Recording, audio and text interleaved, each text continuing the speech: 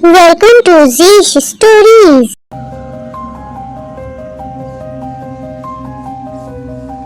तो नाजरीन सुनिए, आप सबके लिए एक ब्रेकिंग न्यूज। काव्या नामी एक लड़की ने शादी के दूसरे दिन ही अपने हस्बैंड का कत्ल कर दिया। जी हाँ, आपने सही सुना।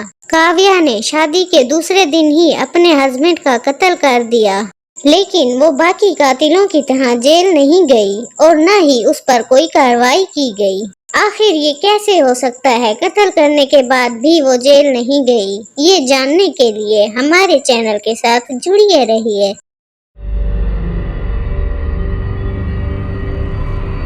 काव्या, क्या तुम वाकई ये इंटरव्यू देना चाहती हो? जी दीदी, आप उन्हें बुलाएं। कुछ देर बाद न्यूज रिपोर्टर रुमैसा उसके सामने आकर बैठ जाती है और काव्या का इंटरव्यू लेने लगती है। तो काव्या जी, क्या आप हमें अपनी पूरी कहानी बता सकती हैं कि आपने किस तरह अपने हस्बैंड का बेरहमी से कत्ल किया और क्या वजह थी कि आपको ये कदम उठाना पड़ा? आप हमें तफसील से बताएं। पूरी दुनिया आपकी ये स्टोरी जानना चाहती है।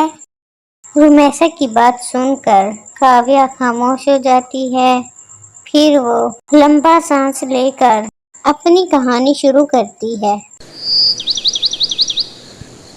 ये बात है मेरी शादी के अगले दिन शाम 5 बजे की। मोहित ने मुझे तैयार होने के लिए कहा। हम एक पार्टी में जाने वाले थे। मैं तैयार होकर नीचे आई तो मोहित ने मुझे देखा और कहा, ये क्या है? ये कैसी साड़ी पहनी है तुमने? इसमें तो तुम्हारा पूरा बदन दिख रहा है। ऐसी साड़ियाँ सिर्फ मेरे लिए पहनना। अगर बाहर तुम ये पहन कर गई तो तुम ये नहीं जानती कि मैं क्या करूँगा। जाओ और चेंज करो। फिर उसके बाद क्या हुआ? क्या आपने चेंज किया? हाँ, फिर मैंने दूसरी साड़ी पहनी तो उसने कहा,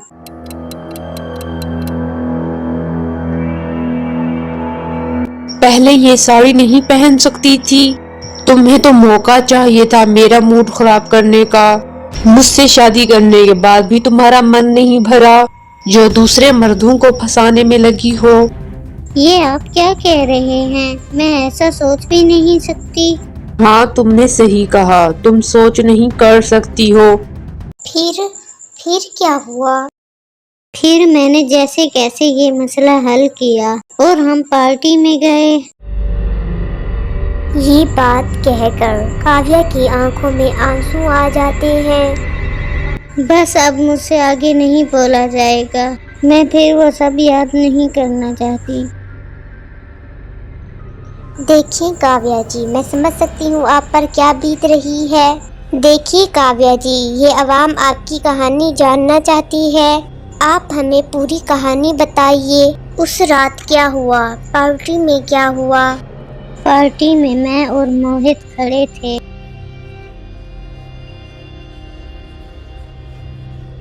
तो वहाँ उसका दोस्त कबीर मिलने आया। कबीर के आते ही मोहित का बिहेवियर चेंज हो गया। उसकी आंखें लाल होने लगी।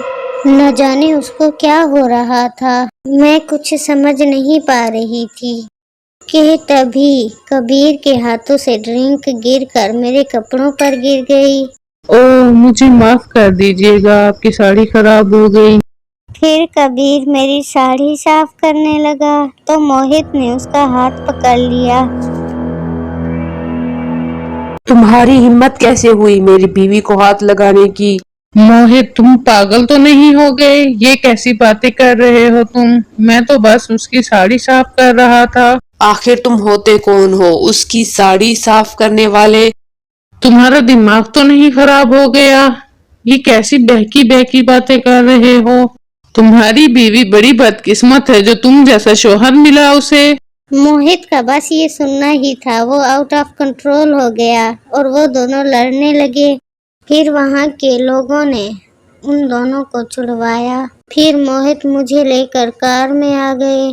ओह माय गॉड, फिर क्या हुआ? फिर कार में मैंने मोहित से कहा, आखिर क्या जरूरत थी आपको ये सब करने की? ये क्या पागलपन था? लोग आपके बारे में क्या सोच रहे होंगे? मैंने मोहित को कार में बहुत समझाया, मगर मुझे नहीं मालूम था कि इसका नतीजा कुछ और ही निकलेगा। सारा रास्ता मोहित मेरी बातें सुनता रहा और एक लफ्ज भी ना बोला। फिर हम दोनों जब घर वापस आए तो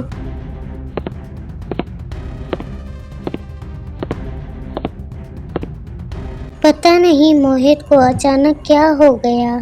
उसने मुझे जोर से खींचकर आगे पटका और मेरा सर बेड पर जा लगा। फिर उसने मुझे उठाया और दीवार पे पटक दिया और फिर मेरी गर्दन दबाने लगा। वो मेरी जान लेना चाहता था। फिर मैं दरवाजे की तरफ भागी तो उसने मुझ पर गन तान ली। मैंने अपने बचाव के लिए उस पर एक फूलदान फेंका जो कि सीधा उसके माथे पर जा लगा।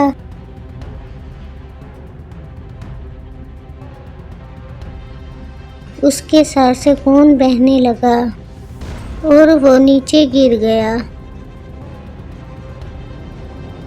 और उसकी डेथ हो गई। मैं बहुत डरी और सहमी हुई उसकी लाश देख रही थी। मोहित मर चुका था। वो इंसान के रूप में एक दरिंदा था। अगर उस रात वो ना मरता तो आज मैं जिंदा ना होती।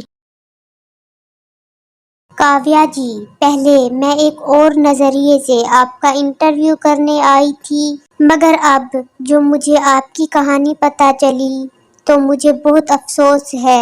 आपके साथ बहुत बुरा हुआ। आप फिक्र ना करें, आपकी ये कहानी हम पूरी दुनिया तक पहुंचाएंगे ताकि आप जैसी और भी लड़कियों को दरिंदा लोगों से बचाया जा सके। फिर काव्या की ये कहानी पूरी दुनिया में मशहूर हो गई। सब ने काव्या से हमदर्दी जताई। काव्या आज भी अपनी माँ के घर रहती है। उसने फिर कभी दूसरी शादी नहीं की। मोहित वाले हादसे ने उसे रूह तक हिला कर रख दिया था। तो दोस्तों, ये स्टोरी आपको कैसी लगी? हमें कमेंट्स में ज़रूर बताएं और चैनल को भी सब्सक्राइब कर दें। Do like and subscribe.